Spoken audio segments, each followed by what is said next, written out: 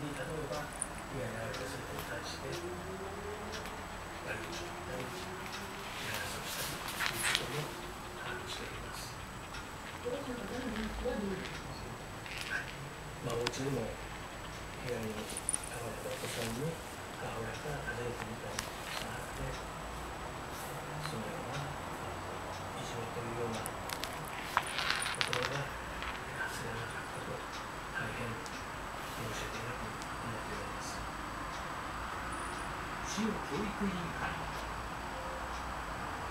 重大いじめという意識がもしあれば、もっとやることがあったのかな。